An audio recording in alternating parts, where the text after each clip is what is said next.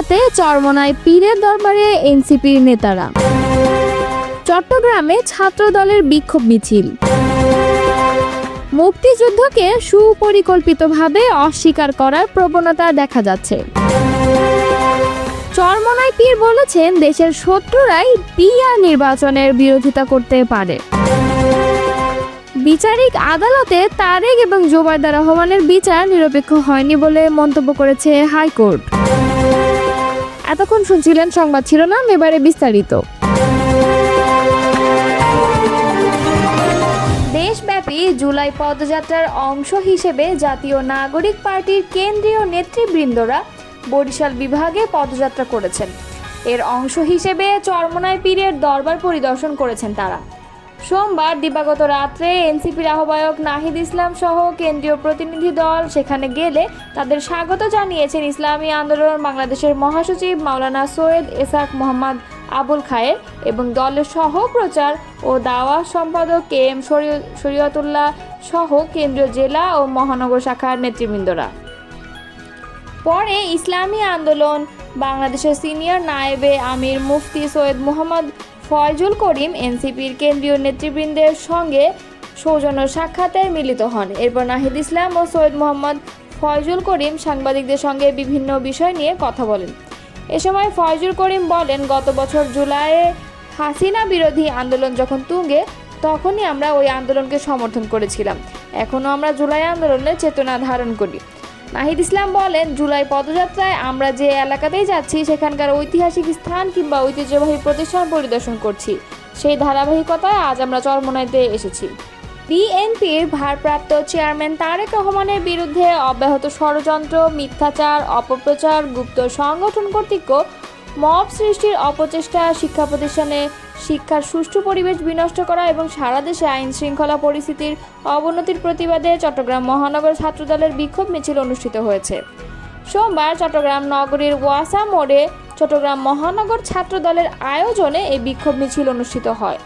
চট্টগ্রাম মহানগর ছাত্রদলের আহ্বায়ক সাইফুল আলম বলেন, 5 আগস্ট পরবর্তী একটি গুপ্ত সংগঠন শিক্ষা প্রতিষ্ঠানে মব তৈরি করে অস্থিরতা সৃষ্টি করে, শিক্ষার পরিবেশ বিনষ্ট করেছে এবং সামাজিক যোগাযোগ মাধ্যমে প্রোপাগান্ডার ভিত্তিতে কোমলমতি শিক্ষার্থীদের বিভ্রান্ত করার অপচেষ্টা করেছে। এজন্য প্রতিটি ক্যাম্পাসে জাতীয়তাবাদী ছাত্রদল ক্যাম্পাস এবং রাজপথে সজাগ আছে। চট্টগ্রামের প্রতিটি শিক্ষা প্রতিষ্ঠানে সুষ্ঠু পরিবেশ রাখতে ছাত্রদল বদ্ধপরিকর। তিনি বলেন, গণতন্ত্র প্রতিষ্ঠায় জাতীয়তাবাদী ছাত্রদল সবসময় রাজপথে আন্দোলন সংগ্রামে থাকে।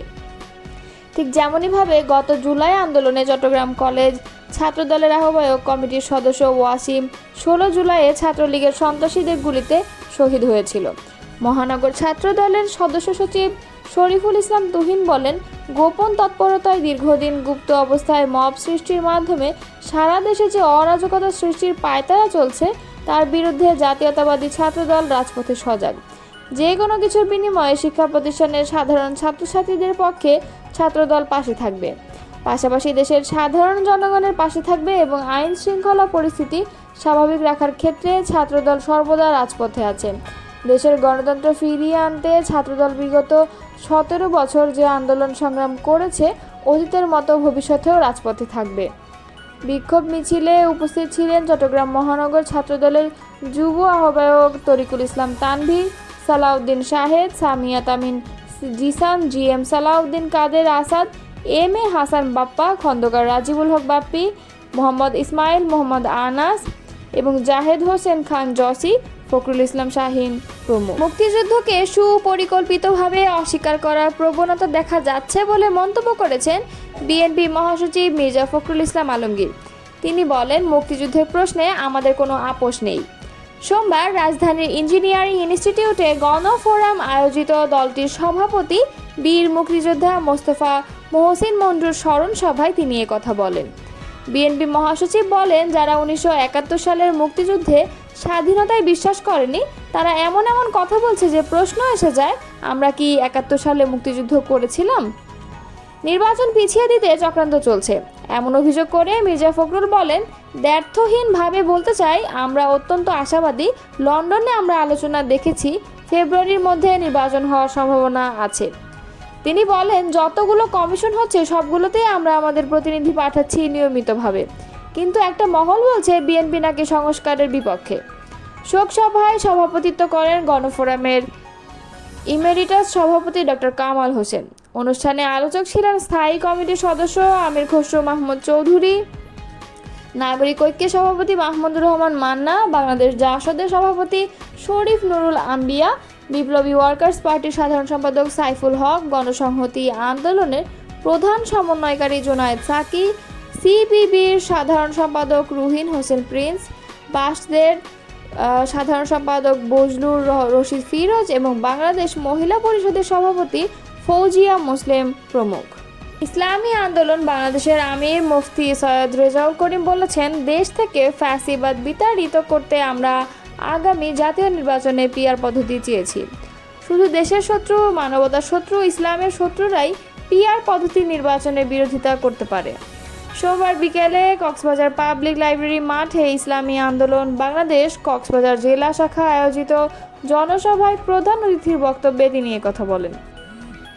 এ সময় মুফতি রেজাউল করিম বলেন, যারা 53 বছর রাষ্ট্র শাসন করেছে তাদের পরিচয় জাতি পেয়েছে।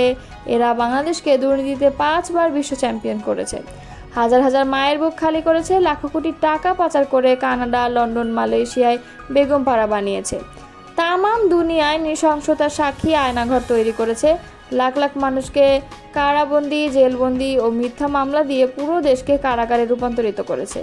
শুধু কি তাই, জুলাই আগস্টের ন্যায় অন্যায়ের ছাত্র জনতার গণ আন্দোলনে পাখির মতো গুলি করে 2000 ছাত্র জনতাকে খুন করেছে।